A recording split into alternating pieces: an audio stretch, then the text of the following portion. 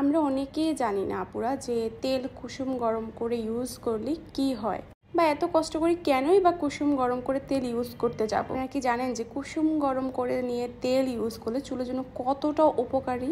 আমরা লম্বা চুল পছন্দ করি না এমন মেয়ে বোধহয় খুবই কম আছে, বা চুল লম্বা করতে আমরা কতই না প্রোডাক্ট ইউজ করে থাকি। শুধু প্রোডাক্ট ইউজ করলে যে হয়ে যাবে এমন কিন্তু না, সেই সাথে নিতে হবে আমাদের চুলের সঠিক যত্ন। সঠিক যত্ন না নিলে চুল কখনোই হেলদি হবে না, লম্বা হবে না। এছাড়া তেল দিলেও তেল কিন্তু চুলে আমাদের সঠিক পুষ্টিটা যোগান দিতে পারে না। সেই জন্য আমাদের জানতে হবে তেলটা আমরা কিভাবে ইউজ করলে আমাদের চুলে সঠিক পুষ্টি যোগান দিবে, চুল লম্বা হবে, চুল ঘন হবে। আজকে তোমাদের জন্য আমাদের পেজের most viral Sumaiya hair protein অয়েলের ইউজিং প্রসেসটাই আমরা আজকে শেয়ার করতে যাচ্ছি, যেটা চুল লম্বা করবে, ঘন করবে, সিল্কি করবে, চুল মাসে 2 থেকে 3 ইঞ্চি করে লম্বা করবে। তোমরা চাইলে তোমাদের পছন্দ মতো অয়েলটি তোমরা সপ্তাহে একদিন কুসুম গরম করে নিয়ে চুলায় অথবা ওভেনে কুসুম গরম করে নিয়ে সেটাকে তোমরা ইউজ করার চেষ্টা করবা। আমরা আমাদের হেয়ার প্রোটিন অয়েলটা কুসুম গরম করে নিয়ে আমরা ইউজ করব আজকে। তেল আমরা কুসুম গরম করে ইউজ করলে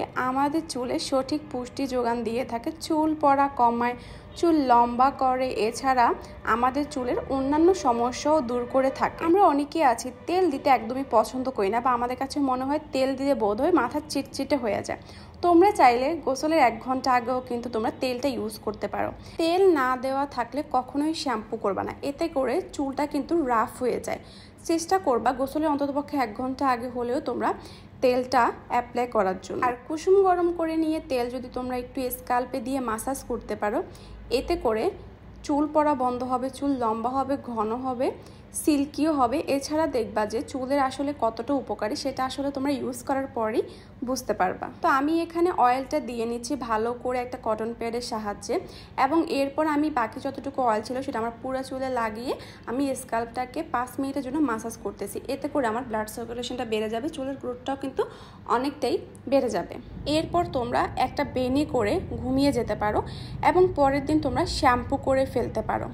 সো আমাদের আজকের ভিডিওটা ছিল আপুরা এ পর্যন্ত। কার কেমন লেগেছে অবশ্যই আমাদেরকে কমেন্টস করে জানাবা।